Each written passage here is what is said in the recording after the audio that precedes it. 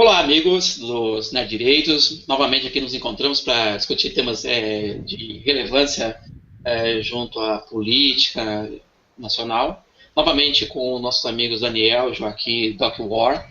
E diante aí das movimentações que estão tomando o promotoria, o STF e tudo mais, há um risco iminente de o Lula não chegar a ver a queda da sua colega de partido.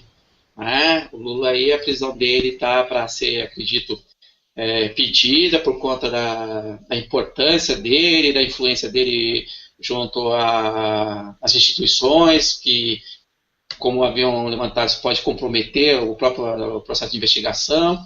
E os colegas aqui vão tentar discutir aí como a possível prisão do Lula pode afetar o PT, né? O PT que já está tão alquebrado aí nos últimos tempos por conta das crises, escândalos e tudo mais. A gente pode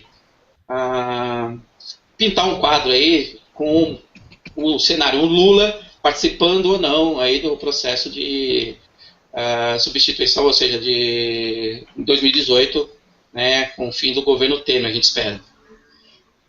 Daniel, acha que o Lula tem condições ou há evidências, algo que possa caminhá-lo para o Xilindró? Acho que sobram evidências, como disse a Janela Pascoal, né? Com relação a Dilma, sobram evidências, né? No caso do Lula, você, só pelo fato, eu até lembro do Al Capone, né, que foi preso não pelos crimes todos que cometeu, mas pelo imposto de renda. O Lula pode até ser preso por conta só do triplexzinho dele. Só isso já é suficiente. Agora, que tá todo mundo aguardando a prisão dele, tá, e eu acho que deve sair logo. Eu não tenho certeza, mas eu tinha informação. Nós estamos agora na 28ª fase da Lava Jato, que é aquela vitória de Pirro, né? Sim.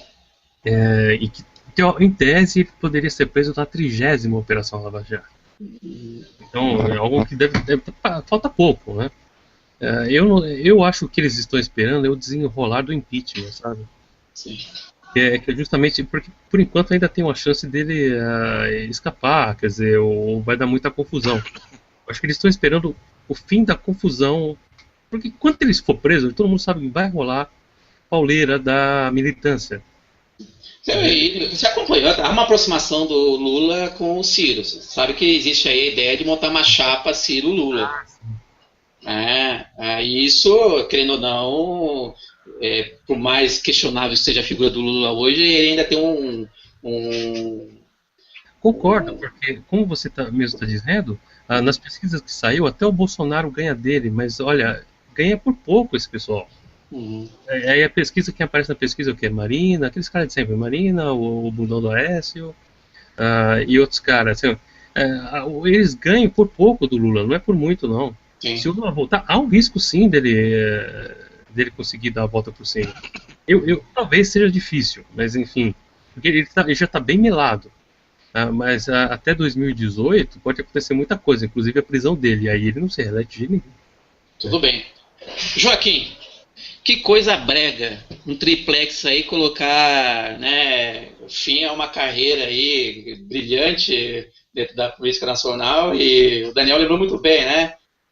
Um pecado brega, que você disse sobre o impacto disso, que vai coroar ou vai marcar aí a biografia do Sapo Barbudo.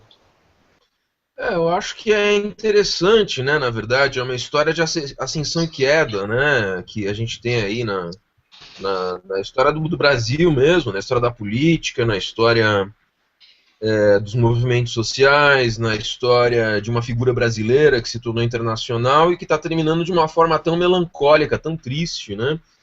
Eu acho bem triste isso. Eu acho bem possível que ele seja preso. Eu gostaria que ele fosse preso muito, acho que seria ótimo, eu ficaria bastante feliz com isso, porque eu acho belo, moral, ético e correto. Né? Como o Daniel colocou, abundam provas, né? A gente tem um oceano aí de evidências. E eu acho que o mais interessante a ser discutido, a ser pensado, na verdade, é o impacto dessa prisão numa figura que teve essa história, né, que teve aquele auge ali, aquele boom do Lula entre 2004 até 2008, mais ou menos, né, dele sendo elogiado por um monte de figuras internacionais. Esse é o auge, né? E ele sempre teve uma carreira assim, cultuada pela intelectualidade, né? Então, e agora, assim, terminando de uma maneira que ninguém jamais poderia prever, né? Uma coisa impressionante em termos de ascensão e queda, assim, uma trajetória digna de história grega, assim, né? Uma coisa impressionante. E eu acho que o mais interessante é que esse mito, né, ele não vai morrer tão facilmente, ele sabe disso, ele sabe que, não importa se encontrarem vídeos dele, assim, sabe, molestando uma criança morta, sabe,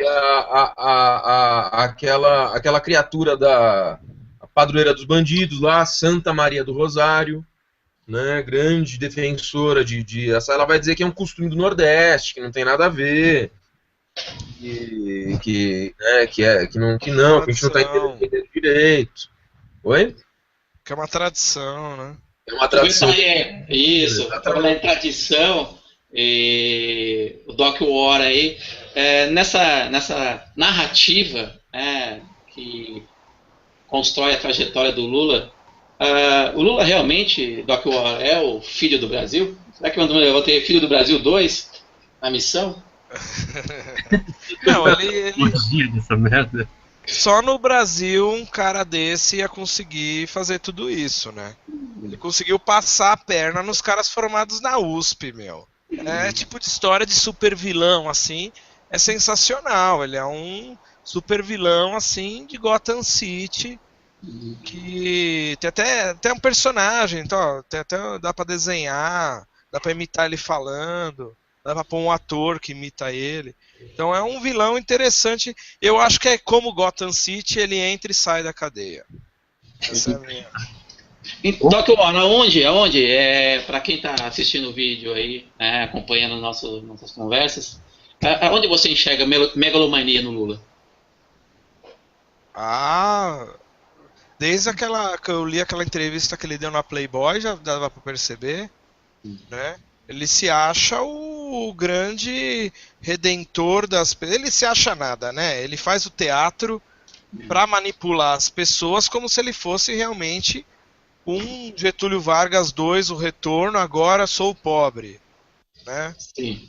Que é isso que eles gostam de falar do Lula também, né? Que é o líder que veio do povo e tudo mais.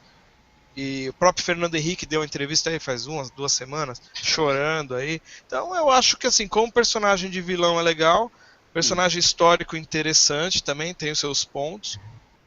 E mais pena que a gente tá vivendo na época dele, né? Seria legal ver daqui, estudar 100 anos depois, né? Eu acho que é interessante estudar a Era Vargas, né? Porque... Não é um personagem interessante, Getúlio Vargas? O Lula podia terminar igual, assim, podia se dar um... Ficava bonito, completava. Eu acho que ficava bonito ele entrar num navio e o navio ia embora assim. Tipo o Dom Pedro II indo embora do Brasil, sabe? Sim, meio triste, cabisbaixo, assim. Aí o sol vai se pondo, aí o barco vai indo assim no horizonte. Aí você ouve o apito e acaba o filme, fim. Vai pra puta que pariu. Então, acho então que o Lula, na história do PT, ele é o protagonista dessa grande narrativa, a ascensão e queda do PT. O Lula tem o papel de destaque, não é a Dilma que derrubou o PT. Mas Dilma é pau mandado, Dilma não faz nada sozinha. Bem, depois dessa interessante fim, acabou de escrever aí o fim de um belo filme, né? Um verdadeiro filme. Esse que acho que o povo brasileiro está tanto anseia em assistir, né? Com esse final aí melancólico, como o governo PT deixou aí a atual cenário aí do Brasil na economia, crise social de tudo que é jeito, crise moral, ética. Bem, guardamos aí a colaboração dos colegas aí no próximo vídeo. Pode ser? Em breve a gente posta mais alguma coisa com bastante humor, bom humor. Acho que esse é o nosso diferencial, né? Esses toques de humor aí são impagáveis. Daniel, agradeço a sua presença. Valeu. Doc War, por favor, mantenha sempre contato. E Joaquim, combativo, estamos aí. Até a próxima, queridos. Falou!